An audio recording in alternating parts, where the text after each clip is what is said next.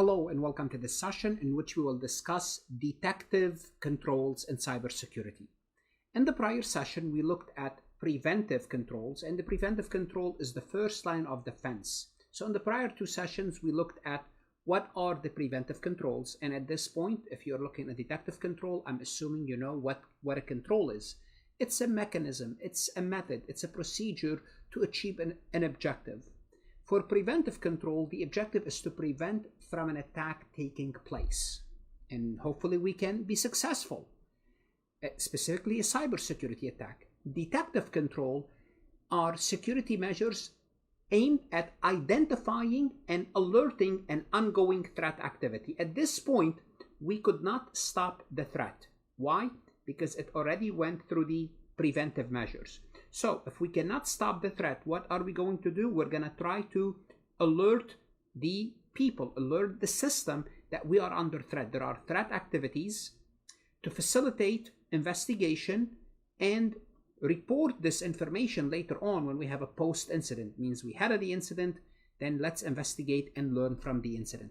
And we're going to have several detective controls, and each one of them will play a crucial role in security strategy, in securing the organization. It's going to provide the means to detect and respond to threat on a timely basis. Why do we have to do so on a timely basis? To minimize the damage. The earlier we can figure out the threat, what's happening, because we could not prevent it. Now it's in the system. Let's help the security personnel in the recovery process following this security incident. And that's the whole purpose of detective control. Figure out what's happening, respond quickly, minimize the effect, and later on, let's study what happened and learn from it. And this is what we will discuss in this session, detective controls. What are some controls we can have that helps us in this process? Let's go ahead and get started. Before we proceed any further, I have a public announcement about my company, farhatlectures.com. Farhat Accounting Lectures is a supplemental educational tool that's going to help you with your CPA exam preparation as well as your accounting courses. My CPA material is aligned with your CPA review course such as Becker, Roger, Wiley, Gleam, Miles. My accounting courses are aligned with your accounting courses broken down by chapter and topics. My resources consist of lectures, multiple choice questions, true-false questions, as well as exercises. Go ahead, start your free trial today. The first control we're going to look at is the Network Intrusion Detection System, or NIDS. Think of this as similar to a watchtower. It scans the network or the system for signs of unauthorized access attempt. What are we looking for? We're looking for that someone was able to go in and they're not authorized. We're scanning for that. It serves as a security guard for network traffic, constantly monitoring pattern or activities that match known threats. So here we're looking for problems. And if we're looking for problems, we're only going to find them if those problems already bypassed the preventive system. When we spot something, when we spot suspicious activity, automatically the system would alert administrator that we are under attack. And this is how the basic idea of the NIDS.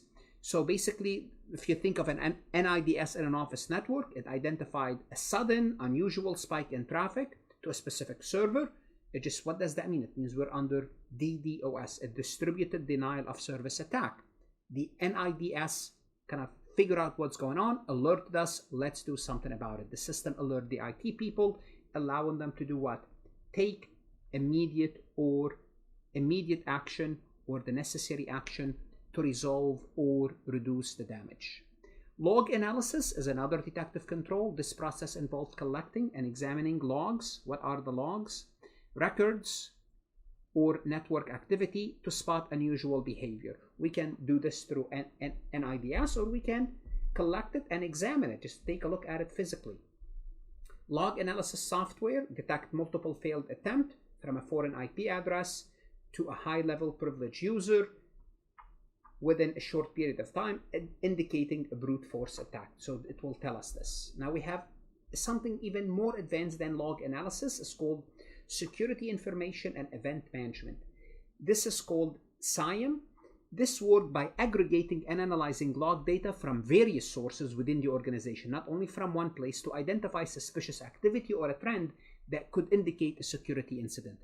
This is more comprehensive than the log analysis that we looked at earlier, providing real-time analysis, event correlation, and alerting. So this is on a larger, like think of log analysis, but on a larger scale.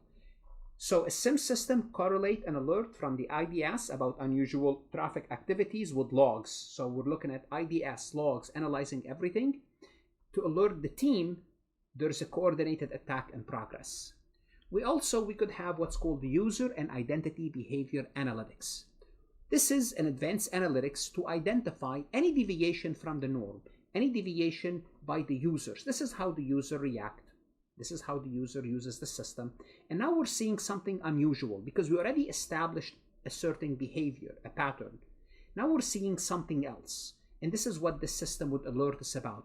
So they are good at spotting what? Insider threat. So if someone is accessing information they're not supposed to access, that's from inside the company, that would alert us that something might be going on. Account could be compromised or malicious actors moving laterally within a network. So we're looking at behavior to see what's happening. So a IOBA tool detects that a user's account, which normally access specific types of data, is suddenly downloading large volume of sensitive data at odd hours. Well, that's going to trigger investigation for potential data exfiltration, because that's not the usual pattern for this user. Why? Because this individual been working with us for the past 3 years. They don't download large amount of data. And why is this happening? The system, it's a behavior analytics, it will spot that. Another detective control is antivirus software monitoring. This type of software act like a health inspector for your computer files. They scan the system and look for problems. How do they look for problems? They compare what's on your system to a known malware signature, to a known database of problems. And if it finds them, if it matches, the software either remove them or isolate them for further investigation. Basically quarantine them.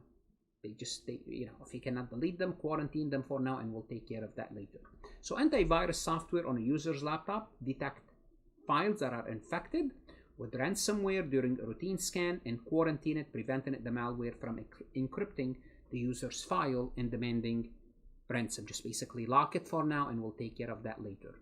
We could also have database activity monitoring, DAM, which is also a detective tool. It's focusing on monitoring activities on a database to detect unauthorized data reads, writes, or changes or deletion. So a DAM tool alert the database administrator when an unauthorized user attempt to access the database containing maybe personally identifiable information, not encrypted information, potentially preventing a data breach. Network monitoring tools, those tools are similar to traffic analysts for network data. They look at the flow of the data, the quality of the traffic across the network to help identify issues like excessive traffic, signal loss, or unauthorized access attempt. Why? Well, we want to see if there's anything unusual going on. We're monitoring the system. So a packet sniffer, like a tool that's a network monitoring tool, identify unexpected amount of traffic being sent to an unused IP address within the network. Why? It may be suggesting a potential internal data breach attempt. If this is happening, it will alert us. Again, it's a detective tool. Let's take a look at this multiple choice question from farhatlectures.com. A corporation utilizes a monitoring tool to ensure optimal performance of its IT infrastructure. These tools are primarily used for what purpose? Okay, so network monitoring tool, why do we use them for? Is it to detect and prevent social engineering attacks? Social engineering like phishing attacks.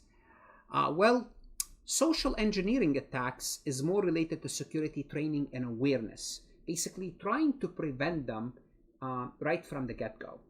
Okay, that's what you do with engineering attacks, social engineering attacks. It's not to detect and prevent social engineering attacks. If you want to do that, to detect and prevent, maybe train your employees. Is it to analyze data packets being transmitted on a network to identify potential issues? Yes, that's the purpose of network monitoring tool. It's analyzing the data being transmitted to identify any unusual issue. So I would look at B and keep B for now as a good potential answer. Good potential answer, B. Now, let's take a look at C. So I would say B is, let's keep it. C, automatically update software across the network. That's not the purpose of a network monitoring. That's, you know, if you want to update the software, that's part of patch management, that's not the case.